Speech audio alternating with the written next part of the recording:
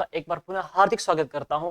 और आपका स्वागत है राजस्थान की जनजाति के पार्ट 3 के अंतर्गत, और ये आपका अंतिम पार्ट है। इसके अंतर्गत हम सभी जो जनजातियां बाकी जो पीछे पेंडिंग है, जैसे कि सहरिया है, कंजर है, या डामोर है, कथोड़ी है, सांसी है, उनको पढ़ेंगे। चलिए शुरुआत करते हैं।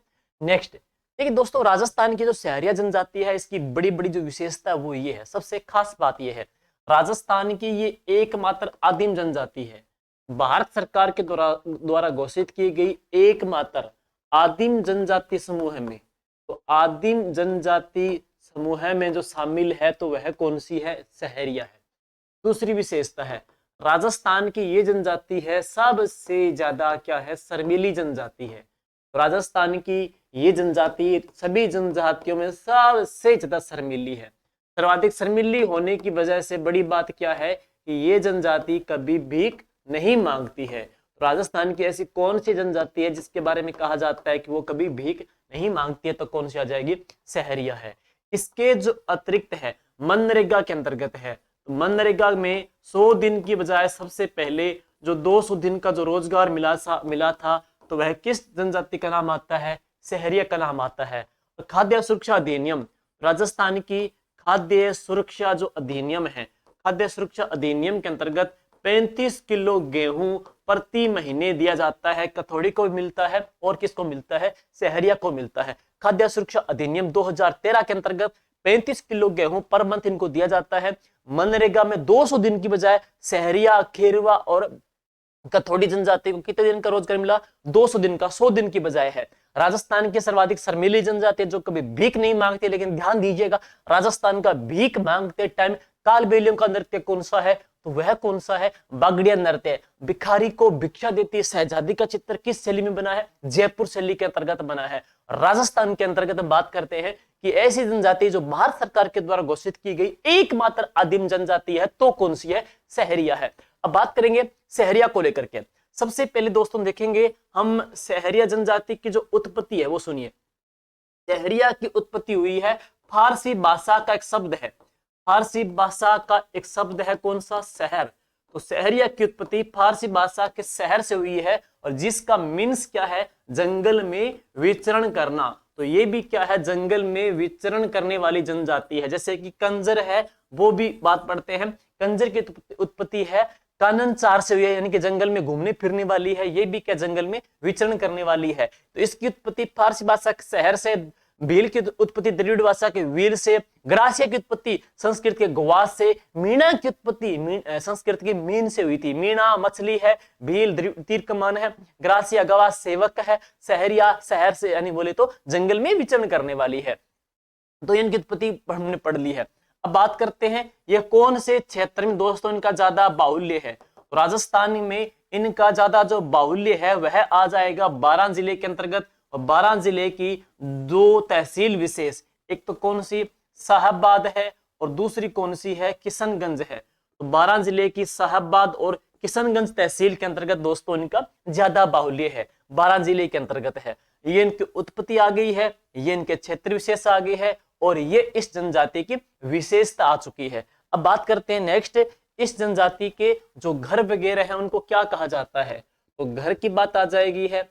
नेक्स्ट इसके बाद इस जनजाति में नाम आएगा तो किसका आता है? मुखिया का है। और इस जनजाति के अंतर्गत है पंचायत को क्या कहा जाता है? और इस जनजाति के अंतर्गत विवाह की रस्म किस प्रकार की होती है? और इस जनजाति के अंतर्गत है जो वेशभूषा है उसको लेकर के किस प्रकार के प्रश्न मानते हैं। और नेक्स्ट इसके बाद है इस जनजाति के जो देवी कौन सी है, इस जनजाति के देवता कौन से हैं, इस जनजाति के गुरु कौन से हैं, और इनके कौन कौन से मेले इस जनजाति के लगते हैं। मेले के बाद में है इस जनजाति के अंतर्गत है कौन कौन से नृत्य होते हैं। सहरिया जनजाति की आप किस पूछ सकते हैं कौन कौन से शहरियों के नृत्य होते हैं। और इसके अंतर्गत है कुछ और अन्य कोई विशेष जो तथ्य से जुड़ा हुआ हो सकता है। और इसके अलावा हम बात करते हैं इनमें एक धारी संस्कार भी आता है, और इसी जनजाति में एक नदी विशेष का भी नाम आता है, तो वह कौन सी है? बाणगंगा का भी नाम पढ़ते हैं। और बाद में इनका मृत्यु भोज भी है, और इनकी सहकारी संस्था भी है। तो ये इनके महत्वपूर्ण पहलू है। सुनिए सबसे पहले लेते हैं इनके घर को लेकर के है। देखिए दोस्तों, ये सहरिया जनजाति है। सहरिया जनजाति में घर को क्या बोलते हैं? बिल्लों में घर को कुं या टापरा कहते हैं। बिल्लों में घर को कुं या टापरा कहते हैं। इनके जो घर है ना, इनके घरों को क्या बोलते हैं? टापरी कहते हैं। तो शहरियों के घरों को टापरी कहते हैं, बिल्लों में घरों को कुं या टापरा कहते हैं, गरासियों में घेर कहते हैं, डामोर में घेर कहते हैं, मीणा में घरों को मेवासे कहते हैं। नेक्स्ट है मुखिया। देखो भाई, इस जनजाति में मुखिया को क्या कहा जाता है? तो इस जनजाति में मुखिया को कोतवाल कहते हैं, ग्रासियों में गहलोत सहलोत कहते हैं, बिल्लों में गमेती कहते हैं, मीणा में पटेल कहते हैं, कंजर में पटेल कहते हैं। तो इनमें मुखिया को कोतवाल कहते हैं। पंचायत है, तो इनकी जो सबसे बड़ी जो पंचायत होती है, पंचायत को ये क्या बोलते हैं? चौरासिया कहते हैं। इनकी पंचायत को चौरासिया कहते हैं। और कन्या की गोद में कुछ मीठा रख करके सगाई पक्की की जाती है। तो ऐसी कौन सी जनजाति है जिसमें लड़की की गोद में है, आंचल में कुछ मीठी चीज, मीठा पदार्थ या मिठाई या गुड़ इत्यादि रख करके रिश्ता तय करते हैं? तो किसमें है? सहरिया जनजाति के अंतर्गत है। वेशभूषा की बात पढ़ेंगे, वेरी वेरी इंपॉर्टेंट, सुन लीजिए। जनजाति में वेशभूषा पक्का प्रश्न पढ़ सकता है। 4 वर्ड में लिखता हूं यहाँ पे। एक तो है खपटा, एक है सलूका, एक है पंछा और एक है रेजा। ये 4 इनके वस्त्र हैं। अब खपटा सहरिया जनजाति में पुरुषों का साफा है। सलूका सहरिया जनजाति की पुरुषों की अंगरखी है। पंछा सहरिया जनजाति के पुरुषों की धोती है। रेजा, तो रेजा इनकी महिलाओं के वस्त्र है, स्त्रियों के वस्त्र है। महिलाओं की जो ड्रेसेज है उनको क्या बोलते हैं? रेजा बोलते हैं। जैसे भील जनजाति में महिलाओं का घाघरा था कच्छावू, तो सहरिया जनजाति की महिलाओं का जो घाघरा पड़ेंगे वो क्या आ जाएगा? रेजा है। सिंपल सी बात है। खपटा इन खोपड़ी का है। खोपड़ी बोली तो सांप सिर है, सिर का सापा क्या? खोपड़ी का सापा आ जाएगा। बिलों में वहां पे क्या बोले थे? पोतिया बोले थे। दूसरा है सल्लू बोले तो सलमान खान का अंगरक्षक, बॉडीगार्ड कौन? सेहरा है, यूं कहेंगे सल्लू का अंगरक्षक है। तो सल्लू का अंगरक्षक था, है। पंछा धोती, मतलब धोती थोड़ी हवादार होते हैं, पंखा टाइप होते हैं, कह सकते हैं। धोती क्या होती है? नीचे से हम कह सकते हैं खुली होती है, और मतलब क्या स्पेस होता है, और जिसमें कह सकते हैं हवादार होती है। तो पंखा भी कह सकते हैं, धोती पंखा। पंखा क्या है? धोती आ गई है। सल्लू क्या है? अंगरखी आ गई है। खपटा खोपटी बोले तो सापा आ जाएगा है। महिलाओं की जो वस्त्र है उनको क्या बोल देते हैं? रेजा कहते हैं। दैट्स फिनिश, इतनी सी बात है। इसके बाद देखेंगे नेक्स्ट है इनकी जो देवी। देखिए दोस्तों, सहरिया जनजाति की मैं पहले देवी बताऊं तो दोस्तों, सहरिया जनजाति की जो देवी है उनकी देवी का नाम है कोडिया माता। तो इनकी देवी पढ़ेंगे तो कौन सी आ जाएगी? कोडिया माता है। सहरिया जनजाति के जो देवता है, तो देवता कौन से हैं? तेजा जी को पूजते हैं ये है। और इस जनजाति के जो गुरु हैं तो वह कौन से हैं? वाल्मीकि। तो सहरिया जनजाति के जो गुरु कौन है दोस्तों? ये वाल्मीकि है। वाल्मीकि इनके गुरु हैं। और नेक्स्ट है इनके 2 मेले लगते हैं।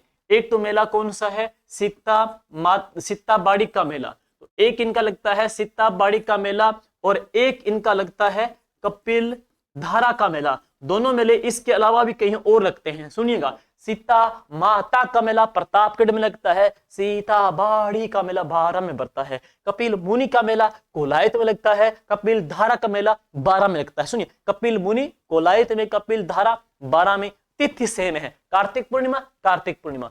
सीता से माता का मेले पूछे तो सीता बाड़ी का मेला पूछे, तिथि सेम है। ज्येष्ठ की अमावस, जगह अलग आएगी। तो सीताबाड़ी का जो मेला दोस्तों लगता है ये कहां बढ़ता है?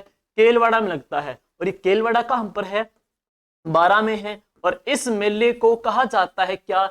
इस मेले को सहरिया जनजाति का कुंभ कहते हैं। जबकि कपिल धारा का मेला दोस्तों लगता है तो यह भी कहां लगता है? बारां में लगता है। तो 2 मेले इनके आ जाएंगे, सीताबाड़ी और कपिल धारा। सीताबाड़ी के मेले को सहरिया जनजाति का कुंभ कहते हैं। देवी देवता गुरु और मेले। नेक्स्ट देखेंगे इस जनजाति के अंतर्गत है और नृत्य है। तो इस जनजाति के जो नृत्य पढ़ेंगे दोस्तों कौन कौन से हैं? झेला नृत्य भी इनका, लहंगी नृत्य भी है, इंद्रप्री नृत्य भी है, और कौन सा है, शिकारी नृत्य भी है। जेला आभूषण भी है जो कहाँ का, कान का है। जेला नृत्य भी इनका है। लहंगी नृत्य महिलाओं का जाता है, जेला नृत्य महिलाओं का है, शिकारी नृत्य पुरुष करते हैं। तो ये इनके 4 नृत्य विशेष इंपॉर्टेंट है। जनजाति में नृत्य इनको पढ़ने आपको ये है। और इसके अलावा हम बात करते हैं धारी संस्कार को लेकर के। देखिए दोस्तों, इस जनजाति में जब किसी व्यक्ति की मृत्यु हो जाती है ना, तो इस जनजाति में किसी व्यक्ति की मृत्यु हो जाती है तो मृतक की जो अस्थियां होती है ना, मृतक की जो अस्थियां होती है उसको घर के आंगन में यहाँ पे रखा जाता है। घर के आंगन में रखते हैं ढक करके, और अगले दिन वो क्या करते हैं, ढक उठाते हैं और देखते हैं कि उनमें किसके निशान बने हैं, अस्थियों के अंतर्गत है। और वैसा अगर मान के चलो पशु का निशान बना है तो इंसान ने पशु की योनि में जन्म लिया है। अगर वहां पर मनुष्य के निशान बने हैं तो सोचेंगे कि इंसान ने मनुष्य की योनि में जन्म लिया है। तो धारी संस्कार हम कह सकते हैं एक प्रकार का कैसा संस्कार है, यह है एक प्रकार का पुनर्जन्म का संस्कार है, जो किस में पाया जाता है, सहरिया जनजाति में पाया जाता है। और इस जनजाति में मृतक की अस्थियां कहाँ विसर्जित करते हैं, तो इस जनजाति के अंतर्गत है मृतक की जो अस्थियां विसर्जित करते हैं वो कहां पे करते हैं, बाणगंगा में है।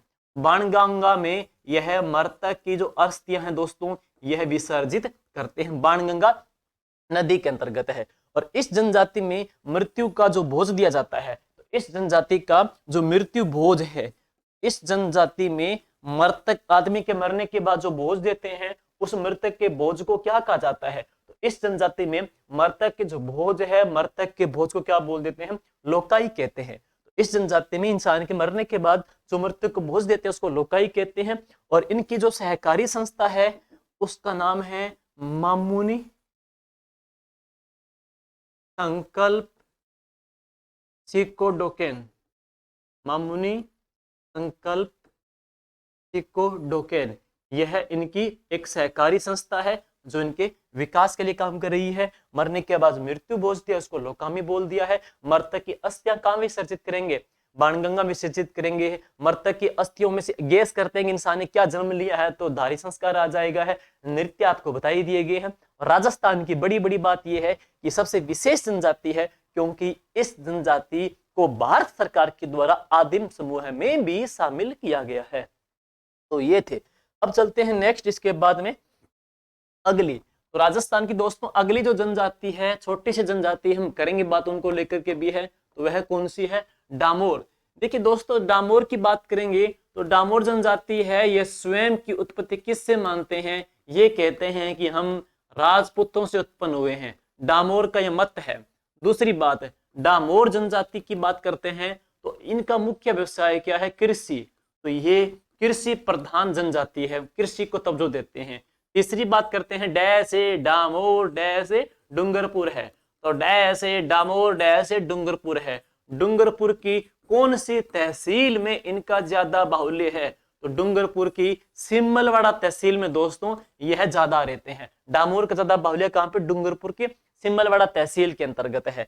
अब बात करेंगे इनको लेकर के कि ये घर को क्या बोलते हैं, इस जनजाति में मुखिया को क्या बोलते हैं, इस जनजाति की देवी कौन सी है, और इसी जनजाति की एक डिफरेंट विशेष बात क्या है, और इसी जनजाति को लेकर के अन्य जो तथ्य है, नृत्य वगैरह वो क्या है, सुनिए। घर को घेर कहते हैं। ग्रासियों में भी घर को क्या नाम दिया था दोस्तों, घेर कहा था। इनमें भी घर को क्या बोल देते हैं, घेर कहते हैं। ग्रासियों में भी घर को घेर कहा था, इनमें भी घर को क्या बोल देते हैं, घेर कहते हैं। और इनका जो मुखिया है दोस्तों, डामोर का जो मुखिया है, मुखिया को मुखी कहते हैं। डामोर के मुखिया को मुखी कहते हैं। इससे पहले आपने पढ़ा था कि इनका शहरियों का है, तो शहरियों के मुखिया क्या बोल देते हैं, कोतवाल कहते हैं। शहरियों के मुखिया को कोतवाल कहते हैं। डामोर के मुखिया को मुखी कहते हैं। ग्रासियों के मुखिया को गहलोत सहलोत कहते हैं। भीलों में गमेती कहते हैं। मीणा में मेवासे कहते हैं। अब बात करते हैं देवी को लेकर के। तो डामोर जनजाति है दोस्तों, इनकी जो देवी है तो वह देवी कौन सी है, फुल्ला माता है। तो इनकी जो देवी है फुल्ला माता है। फुल्ला माता को प्रसन्न करने के लिए या मन्नतें पूर्ण हो जाने पर ये क्या भेंट करते हैं, यहाँ पे माता के मंदिर में मिट्टी के घोड़े भेंट करते हैं। तो माता के मंदिर में दोस्तों ये मिट्टी के घोड़े भी भेंट करते हैं।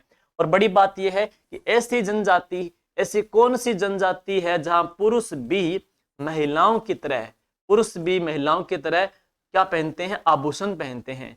तो ऐसी जनजाति जहां पर पुरुष भी महिलाओं की तरह आभूषण पहनते हैं, तो वह जनजाति कौन सी है? डामोर जनजाति। इसमें पुरुष भी महिलाओं की तरह आभूषण पहनते हैं, मेल भी स्त्रियों की तरह आभूषण यूज करते हैं, तो वह कौन सी है? डामोर जनजाति है। माता को प्रसन्न करने के लिए मिट्टी के घोड़े बनाकर भी माता के मंदिर में भेंट करते हैं। देवी फुल्ला माता हो चुकी है। और इसके जो अतिरिक्त बात करते हैं डामोर जनजाति, तो डामोर जनजाति के दोस्तों नृत्य पढ़ेंगे। डामोर जनजाति का नृत्य कौन सा है? चाड़िया नृत्य भी है। डामोर जनजाति का जो नृत्य है वह कौन सा है? पर्णिया नृत्य भी है। डामोर जनजाति का जो नृत्य है वह भरटिया नृत्य भी है। तो ये भरटिया नृत्य भी है, पर्णिया नृत्य भी है और चाड़िया नृत्य भी है। ये सारे नृत्य किस जनजाति के आ जाएंगे? डामोर जनजाति के आ जाएंगे। है नृत्य हो चुके हैं इनके। अब रहेगी मेले की बात है। देखो दोस्तों, डामोर जनजाति में जो मेला पड़ेंगे है, तो यहाँ पे मेले का नाम है छेला बाऊजी का मेला। इनका एक मेला लगता है छेला बाऊजी का मेला है। और एक मेला लगता है ग्यारस का रेवाड़ी मेला है। तो एक इनका है दोस्तों ग्यारस का रेवाड़ी मेला। ग्यारस का रेवाड़ी जो मेला भरता है ये कहाँ लगता है?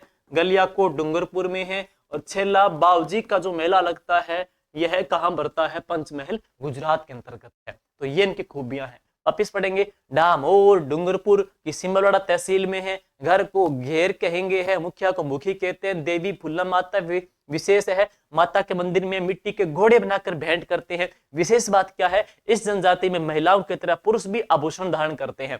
देखिए इनके घरों को घेर तो कहते हैं, लेकिन पेपर में आ जाए ऐसी कौन सी जनजाति है जिसके घर के भीतर घर के भीतर घर के भीतर यानी कि भूल भुलैया टाइप में घर बने होते हैं। भूल भुलैया टाइप में घुमावदार शैली में घर बने होते हैं। तो किस जनजाति के अंतर्गत है? डामोर जनजाति में। लेकिन ध्यान करें ऐसी जाति जिसमें घर के दोनों दरवाजे आने वाला और घर के दोनों दरवाजे दोनों ओर से खुले होते हैं, तो कौन सी हो जाएगी? कंजर जाति के अंतर्गत। लेकिन मकान की बात करते हैं, दोनों ओर मकान पूर्णतया घुमावदार शैली में, विशिष्ट शैली में मकान के भीतर भीतर भीतर भीतर मकान बने होते हैं, तो किसमें होते हैं? डामोर जनजाति में।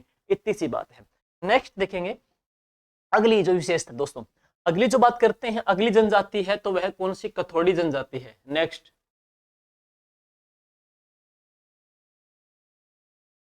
तो नेक्स्ट कौन सी? कथोड़ी जनजाति है। देखिए दोस्तों कथोड़ी जनजाति की हम बात करते हैं तो उत्पत्ति, तो दोस्तों ये जनजाति मूलतः है कहाँ की? तो ये जनजाति है मूलतः महाराष्ट्र की, मूलतः महाराष्ट्र की है। और ये क्या काम करती है? खेर का जो वृक्ष है, खेर के वृक्ष से क्या बनाती है? कत्था बनाती है। खेर के वृक्ष से कत्था बनाती है, तो नाम क्या पड़ गया इनका? कथोड़ी पड़ गया है। खेर के वृक्ष से कत्था बनता है। और हम बात करते हैं राजस्थान के अंतर्गत है, खेर के जो पेड़ ज्यादा कहां पे है? राजस्थान में राजमंद के अंतर्गत उदयपुर में यहाँ पे खेर के पेड़ है। और खेर के पेड़ से क्या बनता है? कत्था बनता है। और इस कत्थे को बनाया जाता है किस प्रणाली से? इस कत्थे को हांडी प्रणाली से तैयार किया जाता है।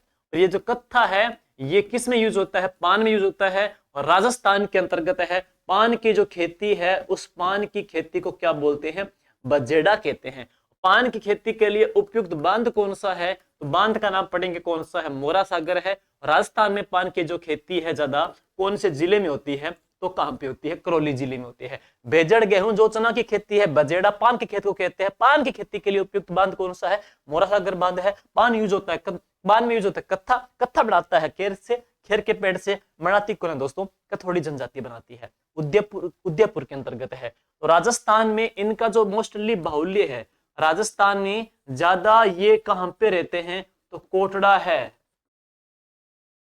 तराड़ा है, झाड़ोल है। इन तहसील में इनका ज्यादा बाहुल्य है। उदयपुर जिले के अंतर्गत ये दोस्तों ज्यादा रहते हैं। नेक्स्ट बात करते हैं इनको लेकर के जो डिफरेंट जो बातें हैं वो सुनिएगा।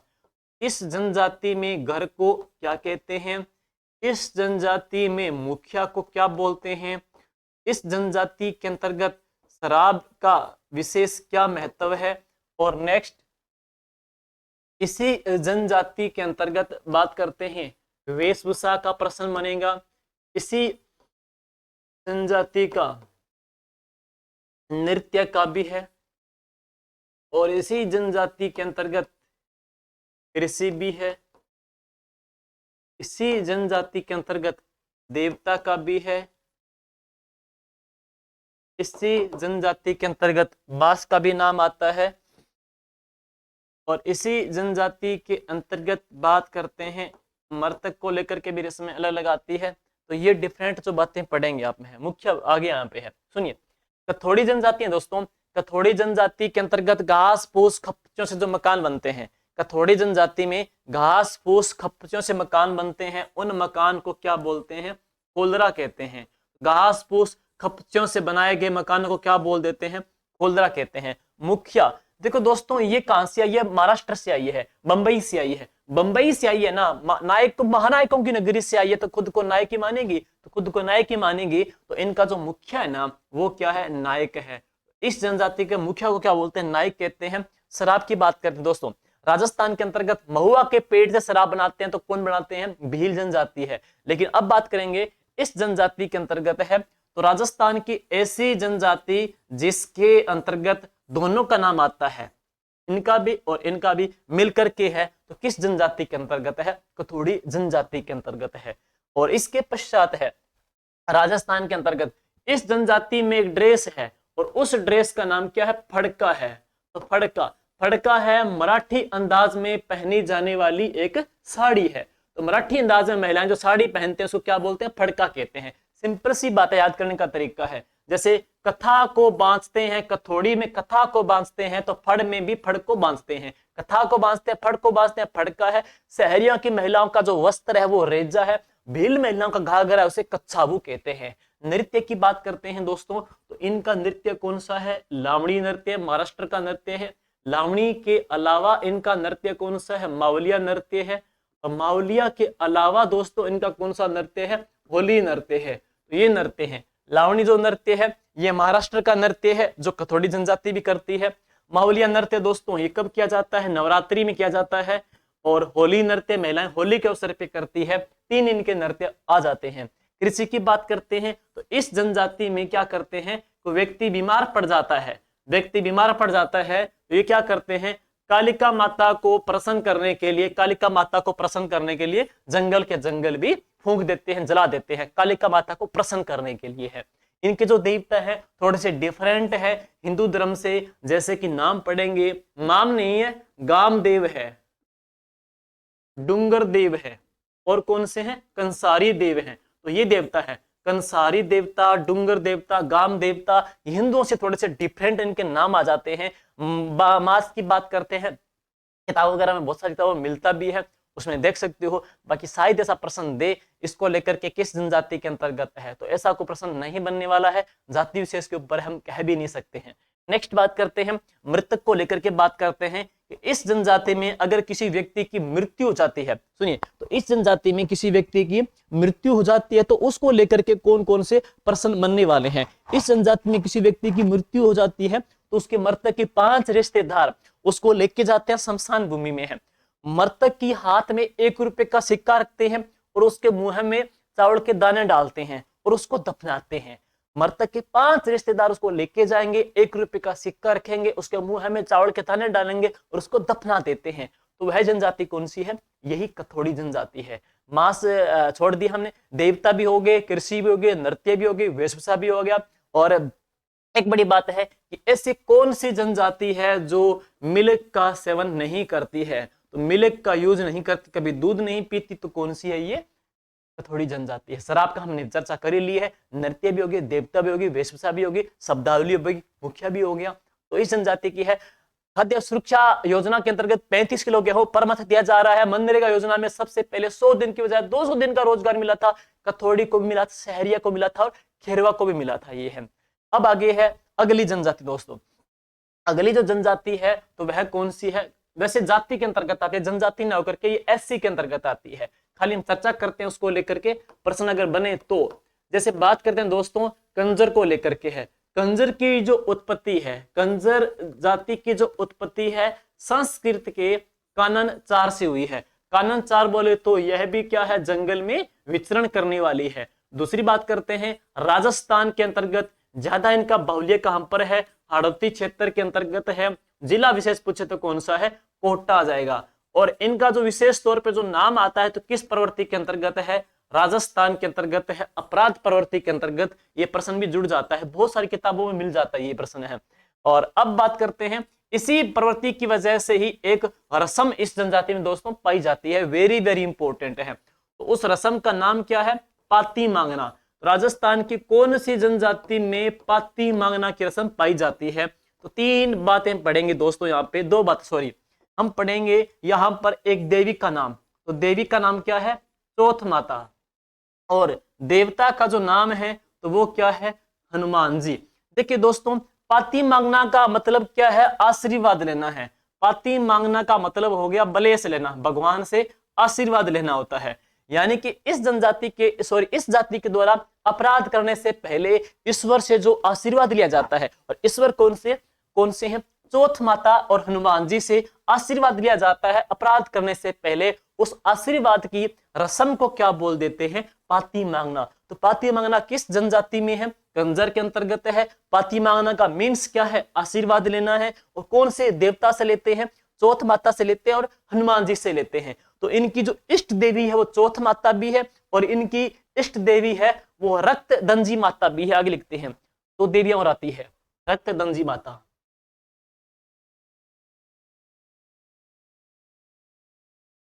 और एक है जोगणिया माता।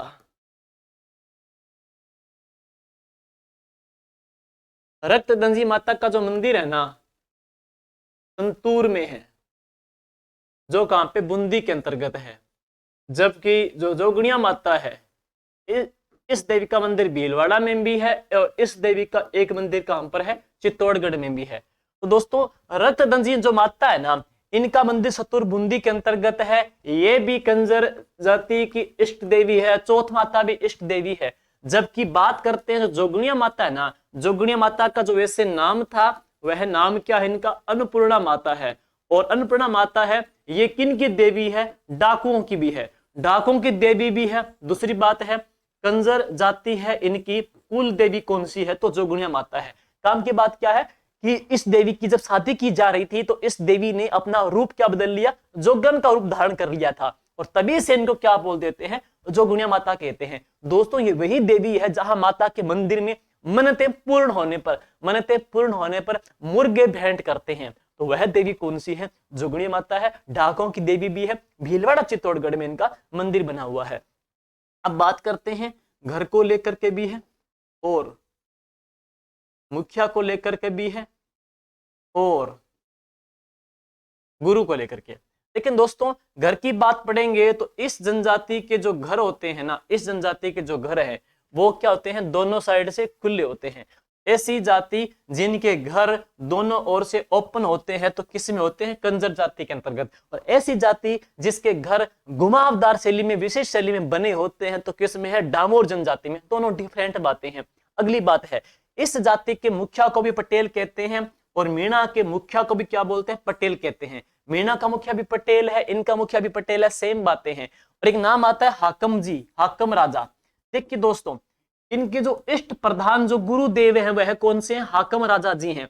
जब भी गांव में किसी की पक्ष में, दो भाइयों के बीच में या किसी के पक्ष में विवाद होता है तो क्या करते हैं? हाकम जी का जो धूना होता है ना, उसके ऊपर जो शराब चिड़ी होती है, कहते हैं उसको एज ए प्रसाद के रूप में टच कर लेते हैं, चख लेते हैं। और प्रश्न क्या बनेगा? ऐसी कौन सी जाति है जो हाकम राजा के चढ़ी, ऐसी कौन सी जाति है जो हाकम राजा के चढ़ी शराब को पीकर कभी झूठ नहीं बोलती? तो कौन सी है? कंजर जाति है जो हाकम जी के चढ़ी शराब को पीकर के झूठ नहीं बोलेगी। लेकिन ऐसी जाति कौन सी है जो ऋषभ देव जी के चढ़ी केसर को पीकर के झूठ नहीं बोलती? तो कौन सी आ जाएगी? भील जाति। और ऐसी जनजाति जो भूरिया बाबा की कसम खा करके कभी भी झूठ नहीं बोलती है तो कौन सी है? मीणा जाति है। मीणा जनजाति भूरिया बाबा है, ऋषभ देव जी भीलों में है, और इनमें क्या है? हाकम राजा भी आ जाते हैं। घर मुखिया गुरु के पश्चात में है। अब सुनिएगा, इस जाति में हमने देवी पढ़ ली है, देवता हनुमान जी कर लिए हैं, और नेक्स्ट है इनके वस्त्र। वस्त्र को लेकर के आपने पढ़ी लिया था है मांस, नृत्य है। अब सुनिएगा, इस जनजाति में महिलाओं का जो वस्त्र है वह कौन सा है? खूसनी है। एक प्लाजो टाइप वस्त्र होता है, पठानी जो सलवार होती है, महिलाओं का वैसा वस्त्र है, वह कौन सा है? खूसनी, कंजर महिलाओं का वस्त्र है। मास के अंतर्गत विशेष तौर पे अब नाम हर जाति विशेष में नहीं है, शायद ऐसा प्रश्न भी शायद दे, बाकी बहुत सी किताबों में नोट्स में दिया हुआ है, वहां से आप देख सकते हो। नेक्स्ट बात करते हैं नृत्य को लेकर के। देखिए दोस्तों, इनका एक नृत्य कौन सा? धाकड़ नृत्य है, जिसमें पुरुष अपनी ताकत को दिखाते हैं। दूसरी बात जो करते हैं, इसके जो अतिरिक्त है, एक नृत्य ऐसा है जिसके माध्यम से युवती अपने प्रियतम से श्रृंगार की चीजें मंगाती है, उसके चारों ओर चक्कर काटती है, तो कौन सा आ जाएगा? चक्रीय नृत्य भी इनका है। एक चरी नृत्य गुर्जर जाति का फलकूबाई वाला, और ये कौन सा? चक्रीय नृत्य। कलाकार है शांतिबाई, फिल्माबाई, फुलवाबाई। शांति, फिल्मा, फुलवा, ये किसकी कलाकार है? चक्रीय नृत्य की है। और इनका एक नृत्य है, तो वह कौन सा जाता है? लाठी नृत्य है, चक्रीय नृत्य, धाकड़ नृत्य भी है, हमने बता ही दिया। वस्त्र इनका कौन सा आ जाएगा? खूसनी आ जाएगा है। और एक बात और है इसके अंतर्गत, इस जनजाति में जो व्यक्ति की जब मृत्यु हो जाती है, तो आदमी के मरने के बाद है मुंह में शराब की बूंदें डाली जाती है। तो आदमी के मरने के बाद मुंह में शराब की बूंदें डाली जाती है, किसमें है? इस जनजाति के अंतर्गत है। और ऐसी जाति जिसमें हाकम राजा की चड्डी शराब को पी के झूठ नहीं बोलते, तो वहां पे कौन सी आ जाती है? तो वहां पर भी कंजर है। और ऐसी जाति जिसके अंतर्गत है महुआ के पेड़ से मावड़ी नामक शराब बनाते हैं, तो कौन सी आ जाएगी? भील आ जाएगी है, वहां पे भील है। तो ये इसकी बड़ी बड़ी खूबियां थी कंजर को लेकर के हैं। वस्त्र हो गया, नृत्य हो गया, देवी है, देवता है, पाती मांगना है। और राजस्थान के अंतर्गत अपराध प्रवृत्ति के अंतर्गत अपराध करने से पहले ईश्वर से आशीर्वाद लेते हैं, उसको क्या बोलते हैं? पाती मांगना कहते हैं। नेक्स्ट है, हम पढ़ते हैं अगली छोटी सी विशेष तौर पे बस कंप्लीट हो जाएगी, तो वह कौन सी दोस्तों? सांसी है। देखो, सांसी भी किसके अंतर्गत आने लगे हैं दोस्तों? ऐसी वर्ग में आती है, सांसी भी ऐसी वर्ग में आती है, लेकिन इनका प्रश्न एग्जाम में आता है। क्यों? ये देखो, सांसी की उत्पत्ति एक व्यक्ति से मानी जाती है, सांसमल से। सांसी की उत्पत्ति सांसमल से मानते हैं, लेकिन बात सुन लीजिए, सिरोही का संस्थापक सहसमल था। तो सहसमल था, सिरोही का संस्थापक। 1425 में किसकी स्थापना हुई थी? सिरोही की स्थापना की थी सहसमल ने। सांसी की उत्पत्ति सांसमल व्यक्ति से मानी जाती है। और सांसमल के दो जाके ग्रुप वर्ग बन गए। एक वर्ग का नाम क्या बन गया? बिज्जा, और एक वर्ग का नाम क्या बन गया? माला। तो एक बार पीटी पेपर में और एक बार पशुधन सहायक में प्रश्न पूछ लिया गया था कि बिज्जा और जो माला दोनों जो वर्ग है वो किनके हैं? सांसी के अंतर्गत। सांस लेने के लिए सांस को पहले भरना पड़ता है, सांस लेने के लिए सांस को पहले भरना पड़ता है। तो हम बात करेंगे सांसी जनजाति है, इनका ज्यादा जो बाहुल्य है वो कहां पर है? भरतपुर जिले के अंतर्गत है। अब सुनिए, बड़ी जो विशेषता है वो इनकी क्या आएगी? इनमें एक तो आता है नारियल के लेन देन से विवाह आता है, यह बहुत ही ज्यादा महत्वपूर्ण है। एक आता है नृत्य को लेकर के इनका प्रश्न है, नृत्य को लेकर के है। और मास वाला इसमें हम कह सकते हैं शायद ही आए, लेकिन एक प्रथा का प्रश्न दोस्तों वेरी वेरी इंपॉर्टेंट है। वह कौन सी है? कुकड़ी की प्रथा। बस कुकड़ी की प्रथा आप पढ़ के जरूर जाना है, और इनकी नारियल वाला जरूर पढ़ के जाना है। तो ऐसे संदेश जो समाज को एक नई दिशा देते हैं वो इंपॉर्टेंट है। राजस्थान में ऐसी कौन सी जाति है जिसमें नारियल के लेन देन से विवाह होते हैं? तो मात्र वर पक्ष वधु पक्ष एक दूसरे को नारियल का आदान प्रदान करते हैं, नारियल के लेन देन से शादियां होती है। किसमें होती है? सांसी के अंतर्गत है। सांसी जो जाति है दोस्तों, इनके नृत्य होते हैं उत्तेजक है। तो कामुकतापूर्ण या उत्तेजक जो नृत्य होते हैं तो किन के होते हैं? सांसी के होते हैं। मास का प्रश्न नोट्स वगैरह में आप देख लेना, मिल जाएगा वहां पे, शायद ऐसा प्रश्न दे वो। हाँ, कुकड़ी के सुनिए। देखो दोस्तों, पहले मैं आपको बता दूं कुकड़ी का गीत। तो कुकड़ी का जो गीत गाया जाता है वो राती जोगे का अंतिम गीत होगा। जैसे कि आपका एग्जाम 24 फरवरी को 25 फरवरी को है, तो उसे जस्ट पहले की रात्रि को सभी कुकड़ी का गीत गाते हैं, यानी गाएंगे। यानी कि राती जोगे का जस्ट अंतिम जो गीत है वो कुकड़ी का गीत है। लेकिन मैं आपको बता दूं, वेरी वेरी इंपॉर्टेंट है, कुकड़ी की प्रथा है एक चारित्रिक पहचान की। तो चरित्र की पहचान की जो प्रथा है, जिसमें कन्या के चरित्र की परीक्षा लेते हैं विवाह के अंतर्गत, तो चरित्र की पहचान की जो प्रथा है उस प्रथा का नाम क्या? कुकड़ी की प्रथा। मैं रिवीजन करूंगा। धार्मिक संस्कार की प्रथा है, शहरियों के अंतर्गत है, राजस्थान के अंतर्गत है। पाती मांगना की रस्म है, कंजर के अंतर्गत है। कुकड़ी की जो प्रथा है वो सांसी के अंतर्गत है। दफा प्रथा ज्यादा किसमें है? ग्रासियों के अंतर्गत है। छेड़ा फाड़ना तलाक की प्रथा किसमें है? भीलों के अंतर्गत है। तो ये कुछ महत्वपूर्ण जो प्रथाएं हैं जो जनजाति विशेष से आपको पढ़ के जानी है, जनजाति विशेष से है। अब एक बार हम देखेंगे वापिस, जैसे बड़ी बड़ी बात है, जैसे एक नाम ले लिया आपने, भीलों का है, मीणाओं का है, भील है, मीणा है, और ग्रासिया है, सहरिया है, डामोर है, कथोड़ी है, कंजर। देखेंगे पहले अपने बात करेंगे मुखिया। देखोगे दोस्तों, बिल्लों में कई गांव का जो मुखिया है हमने क्या नाम लिया? गमेती है। मीणाओं का जो मुखिया, मीणा मुखिया क्या हो गया? मेवासे हो गया। गरास या गहलोत क्या हो गया? सहलोत। गरासियों का मुखिया गहलोत क्या हो गया? सहलोत हो गया। शहर, देखो शहर की बात करते हैं, शहर में होता है कोतवाली थाना, शहर में होता है कोतवाली थाना। तो शहरियों का मुखिया कौन सा हो गया? कोतवाल हो गया। शहरियों का मुखिया कोतवाल हो गया है। डामोर, डामोर का जो मुखिया है हम कहेंगे, मुखिया को क्या बोलते हैं? मुखी कहते हैं। कथोड़ी जनजाति महाराष्ट्र से आई है तो स्वयं को क्या मानती है? नायक मानती है। और अच्छा, घर लिख दिया मैंने मेवासे, यहाँ पे मैंने यहाँ पे घर लिख दिया मेवासे। और इसकी जगह हम बात करते हैं तो मीणा का जो मुखिया है उसको बोलते हैं पटेल। मीणा के मुखिया को भी पटेल है। कंजर का जो मुखिया है उसको भी क्या बोलते हैं? पटेल कहते हैं, कॉमन बात है। अब बात करते हैं घर को लेकर के है, घर को लेकर के सुनिए।